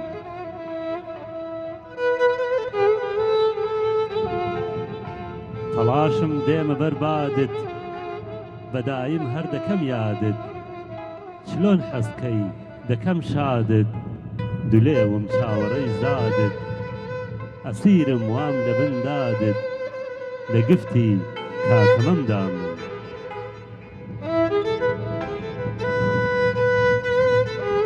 لە بازاڕی ئەوینداری لە کۆڕی گەرمی دڵداری ئەگەر چی لێم کە بێزاری بەدایم دڵ دەکازاری نییە باکم لە هاواری لە پێناوت لە زەمدا من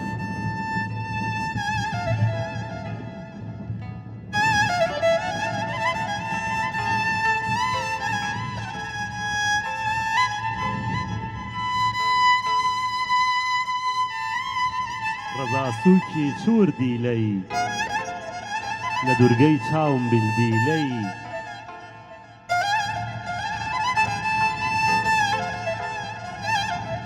فەریکی هێشتا بەرسیلەی چ مزر و تند و بێشیلەی دێهاتیت بێگزی و حیلەی لە وەسفت هەر لە کەمدا من بەزارێک و بەجوو تێچاو بە پێنووسێ کولی شێواو منی پیری بە خەمتەنراو بە نیگای جوانی تۆ تاساو نەفام و گێل منی داماو لە نەقشی جوو تەمەمدا من مەلێ بووم کەوتمە نێو تۆڕت ئەتۆڕاو یار و من پۆڕت برینداری شەڕ و شۆڕت کە لە بچەی پەلکەکەی شۆڕت پەریکە لێو بەلێو چۆڕت هەتا کەنجێ لە خەمدا من لەبەرچی تۆ لە من دووری لە دووری چۆنە مەسروری لە قینە بۆ لە من سووری نەبوو جارێک لە من بووری هەپولەی ئارەزوم سووتا لە تین و شەوقی شەمدا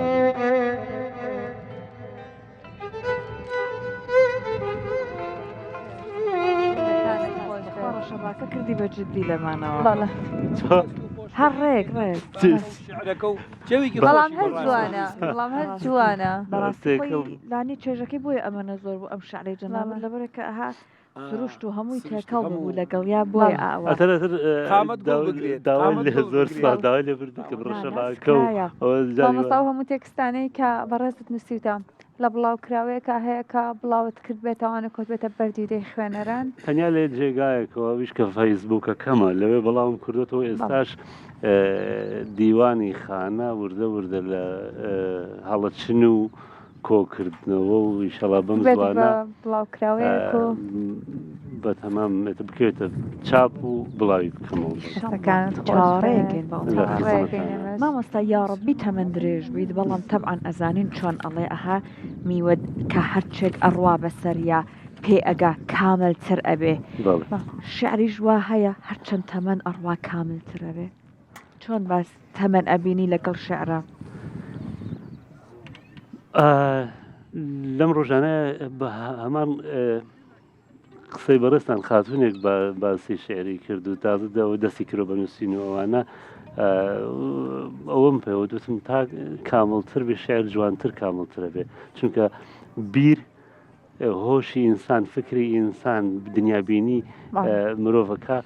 زیاتر کامڵە بێت تۆ من شعری وام هەیە چەند جار بەسەریا چوومەتەوە لەوانەیە 10 ساڵ پێش ئێستا شعرێکم نووسی بێ بەڵام خۆشببختانەکە ها پەلە نەکەی لە چاپکردن پەلە مەکە لە بڵاوکردنەوە دیسان ئەچیتەوە بەسەری هەموو ساڵەکە ئەچیتەوە بەسەری ئەو تۆ شتێکی تازت پێەیە وشەیەکی تازت پێەیە گۆڕانکارێکی تیاکەی بێگومان ئەو کاتە پۆشتە و پەرداختر و جوانتر و لە بەردڵانترە دەستخوا قەڵەمت هەر بمێنێ بە قەولی کاک عەلی ڕەزا خامەت گوڵ بگرێت زۆر سپاس باڵێ با بڕێنە لای تەرزە بزانین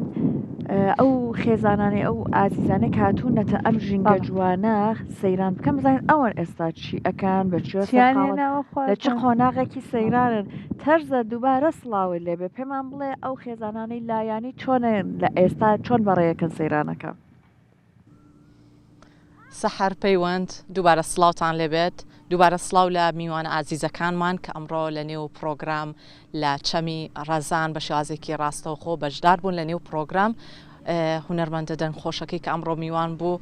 بە گۆڕانێ تایبەتەکانی نێو پرۆگرامی هێندەی تر جوانتر کرد میوزیسیانەکان دەستیان خۆش بێت و پێما بە شاعیرێکیش لە لامان بوو ئەویش کۆمەڵێک شاعری زۆر زۆر تایبەتی پێشکەش کردین ئێوەی ئازیز و خۆشەویستیش لەگەڵمانە بەردەوام بن لەم پرۆگرامە تایبەتە کە لە ڕۆژی هەینیە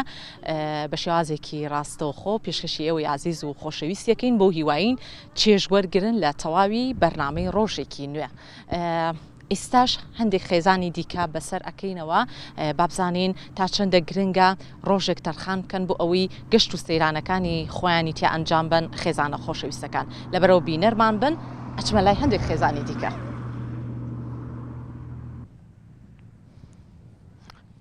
خۆشەویستان لەگەڵمانابن بە لێدوانی ئەم خێزانە خۆشەویستە وەربگرین سەردانی چەمی ڕەزانیان کردووە سڵاوتان لێبێت ئەم کاتتان باش بێت زۆر زۆر سپاس دەکەم بەخێر بێ سەر چاو بەخێر بێن خۆش بێخەوە مان ئێوەش گەشتەکەی ئێوەش کەوتە ئێرەوە مزاریان ئێمەش کەوتوەتە ئێرەوە ئێمە ڕەنگە هەموو ساڵێ بێنە سەردانی ئێرە بکەین جوانترین دیمان خۆشترین دیمان کەش و هەوایەکی خۆش ئێوەش بەخێر بێن لەگەڵشمان بەشدار بن لە خواردنی نانی بەیانی دەستەکانە خۆش بێ یەخوا نوشی گیانتان بێت پێم بڵێ ئێوە لە کاتژمێر چەنەوە هاتون بۆ ئێرە تقریبا لە ماڵەوە حەوت دەرچوون لە کەرکک لە کەرکک عزیزەوە ڕێز و سڵاومان هەیە لە کەرککەوە دەرچوونە سعات حوتی بانی گەیشتی نێرە نانی بەیانیمان با لێرە خواردووە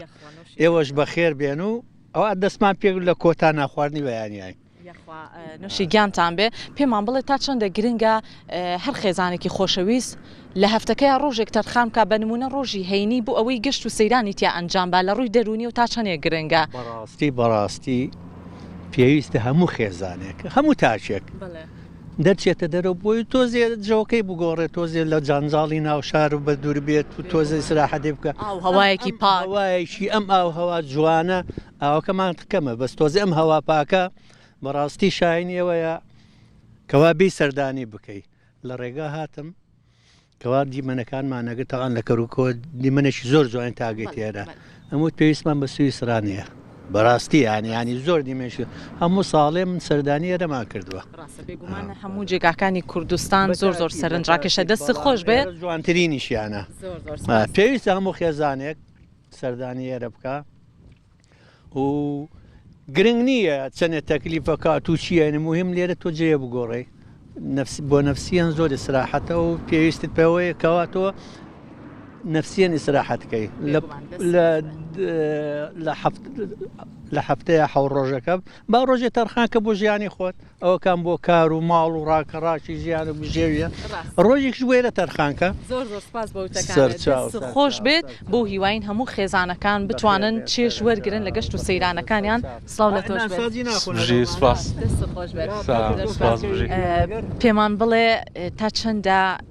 پەیوەندی کۆمەڵایەتیەکان لە گەشت و سەیرانەکانە هێندەی ترگەرمگوڕە بێت وای بەتاکیت دیتەم ناوە شەوەکەمان نیە ئەتەرێتشوانە بەتاکیدەمی کۆبێتەوە یامیکی جوانە بۆی هاوڵاتیان دوورکەونەوە لە ئامێرە ئەلکترۆنیەکان تۆزە کۆبنەوەی خێزانی ئایتۆن بەخۆل ناو شارە یەکێکتری نبینی دایک بۆ سەرقاڵی مۆبایل خوشک و کەس نبینێ هەمی مەشغوڵی ئیش و موبایل وەشتانێ لێرە خۆشە جەوێکی هاد ما پێ بەخشێ بەڵێ بێمە لای ئەم دوو خاتونش لێدوانیان لێ وەرگرم هەرچەند نەچوومە لای دایگەیانش بەس پێما بێ وتی قسە ناکەم لەگەڵتانە کاتە با بێمە عەفو بوو هەستایی ببوورە سڵاوتان لێبێت سەرچاوەڕێزی سپاس دەکەم سەلامەتی بەخێر بێ بەیانیەکی تەندروستان نوۆش کردووە یەخوا نۆشتان بێت پێم بڵێ خواردنی تر چیتان هێنا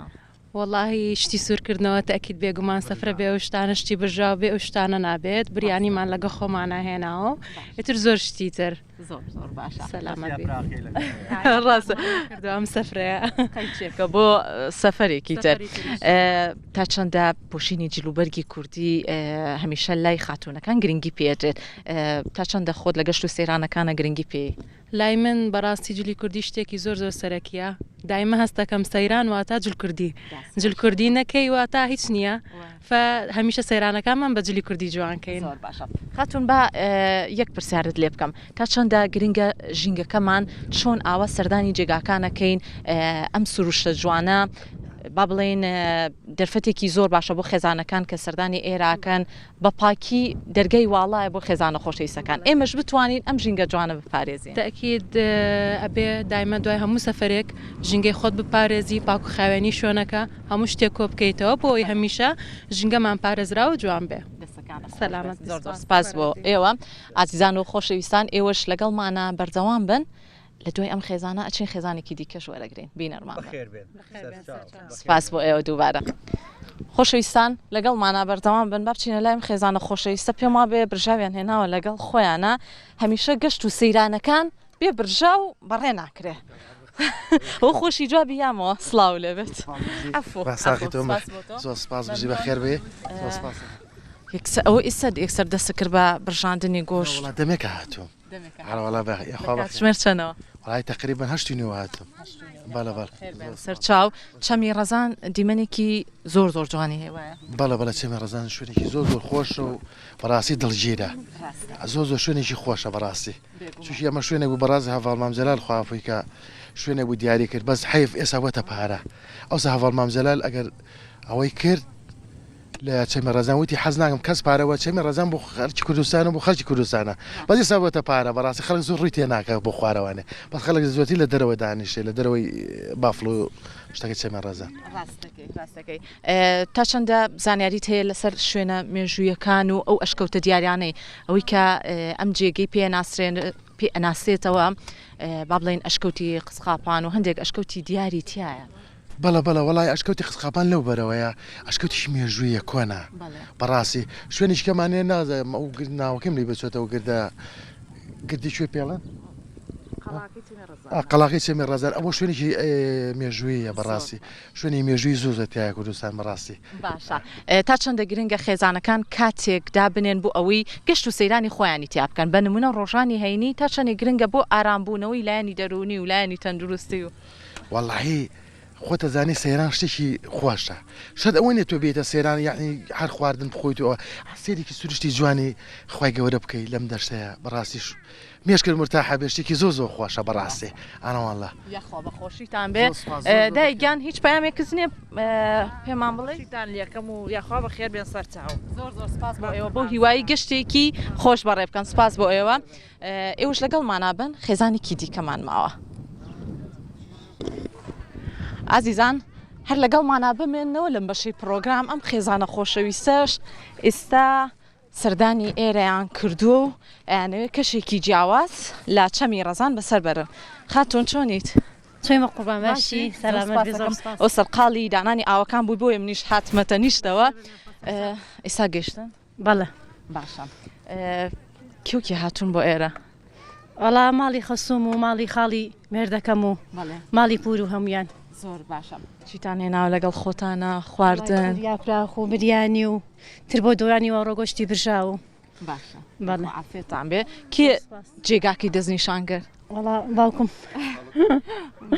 چینە لای ئەویش پێم بڵێ تا چەندە گرنگە خێزانە خۆشەویستەکان ڕۆژێک تەرخان بکەن بۆ ئەوەی بە خێزانی کۆ ببنەوە وەڵا زۆر گرنگە چکە زیاتر لەم ڕۆژانەیە ئایتریان لە جەژنەکانە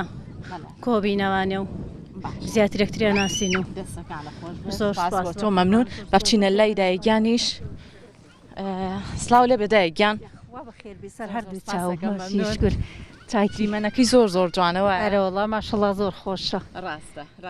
تا چەندە دڵخۆشی لەگەڵ ماڵ و مناڵ و بەخاو خێزان هاتوون بۆ گەشت و سەیران ئەو نەدڵخۆشم ئەمە یەکەم جارمە ئەم ساڵەکە ئارەوەڵاو نەدڵخۆشم خوانی بڕێوە کوڕمە و کوڕەزامە و بووکمە و ئەوە خێری خاڵوانی بووکە کەمە و خوانەی بڕێ خوشک و برا و هەموو بە یەکەوەی خۆشیتان بێ پامت چیە بۆ خێزانە خۆشەویستەکان کە ئارێم خوای گیان هەموو ساڵێ ئاوا بە خۆشی و بەگەشی و خوایە بێ بەڵاو مسیبەت ئەوە گەشتی خۆش بکەین دەستەکانە خۆش گیان ئێوە شەمیشە تەندروست باش بن سپاس بۆ ئێوە با من لای تۆ بەجێ بێڵم سپاس بۆ تۆ بە بینە لای ئەم خاتونەش خاتون چۆنیت بە قوربانە زۆر قاڵی چی بووی وەڵا زەڵاتم تێکرد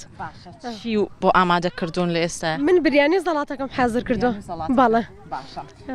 یاخوا نوۆشی گیانتان بێت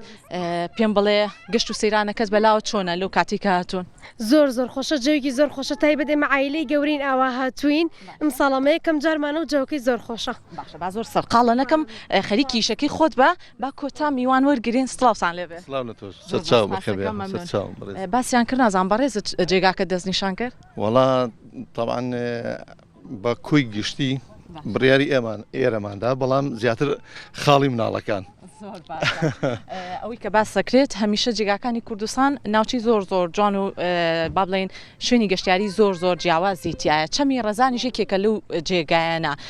تا چەندە گرنگە سروشتە جوانەکەی یاخود ئەو ناوچە گەشتیارانی کە ئێمە سەردانیەکەین وەکو خۆی بیهێڵینەوە بە جوانی کیسی خۆڵمان پێبێت کاتێک گەشت و سەیرانەکەین دوایی لەگەڵ خۆمانە بیکەینە ناو ئۆتۆمبیلەکانمانەوە بۆی لە شوێنی تایبەتی خۆی فڕێ بدرێت بەتاکید وەڵی ئینسان کە ئاچێ بۆ سەیران بۆ گەشت کە ئەو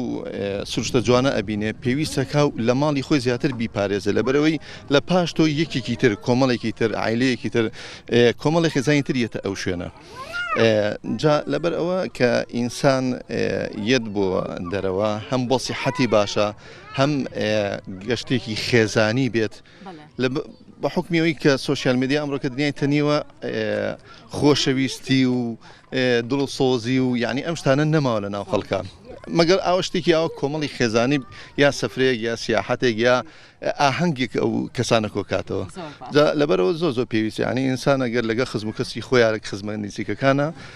ئاوە جا بەجارێ گەشتێک دروستکەن بۆ ئەوەی کە خۆشەویستەکە دووبارە بێتەوە زۆرمان دووتان نەکەین ئێوەش سەرقاڵی گەشت و سەیرانەکەتان بن هەمیشە دڵخۆش و ئاسوودە بن سوپاس بۆ تەواوی خێزانە خۆشەویستەکان سوپاس بۆ بینەربوونی ئێوەش کە لەم بەشەی پرۆگرام و بۆ تەواوی پرۆگرامیش بینەرمان بوون بە درێژایی کەمتر لە 2 کاتژمێر و لە پرۆگرامی ڕۆژێکی نوێ هیوادارین چێشتان وەرگرت بێت لە پرۆگرامەکە لێسایە گەڕێمەوە بۆ لای هاوکارانم سەحەر و پەیوەند بەڵێ دووبارە دەستخۆشی بۆ هاوکاربان تەرزا کە بە شێوەیەکی ڕاستەخۆ لەگەڵ ئەو هاوڵاتیانە بوو کە ئەمڕۆ هاتبوون بۆ ئەم ناوچەیە بۆ گەشتکردن دووبارە سپاس بۆ میوانەکانمان کە ئەمڕۆ پرۆگرامەکەی ئێمەیان تایبەتر و جوانتر کردبوو زۆر سپاس مامۆستا خانەکە ئەمڕۆ بەشدار بوو بەم شعرە جوانانت کاک ئەلی زۆر سپاس بۆی کە ماوەی 27 ساڵات تۆ لە کاری هونەری بەردەوامیت و هیوای تەندروستێکی باش و بەردەوامیشت بۆ ئەخوازین لە کارەکەت دووبارە زۆر ڕاستی بێ من وەکو بیرەوەریک لە کۆرسات یەکەم بەرنامەی کۆرساتم لەگەڵ زۆر بەڕێز پێشکەشکاری بەتوانە کاک برای مەحمەد بوو بەرنامەی مێلۆدی ساڵی 2005 خۆش بێت و لەگەڵ کۆرساتە دەستمان پێگرەوە تا ئێستش لەگەڵ کۆرسات ماڵی هەمووانە بەردەوامین ماڵی کۆرساتی ئاوادان ماڵی هەمووانە و ماڵی هەمووانیش ئەبێت زۆر سپاس دووبارە بۆ گروپی میوزیک کە هەمیشە لەگەڵمانە ئەبن لا پرۆگرامە تایبەتەکان و پرۆگرامەکانمان جوانتر و ڕازاوەتر ئەکەن سپاس بۆ بینەرانیشمان ئەوەی کە هەتا کەستا لەگەڵمان بوون هیوای ڕۆژێکی ئارام و ئاسوودەتان بۆ خوازین هەتاکو دیدارێکی تریش بەخوای گەورەتان ئەسپەرین بەڵام بەرهەمێکی کاک عەلی ڕەزامەوە هەر ئەوەی کە قسمەت نەبوو ئیشەڵڵا قسمەتە بێت پێشکەشمانی ڕۆژێکی خۆش و پشوێکی خۆشتان بۆ خوازین و هەر شاد بن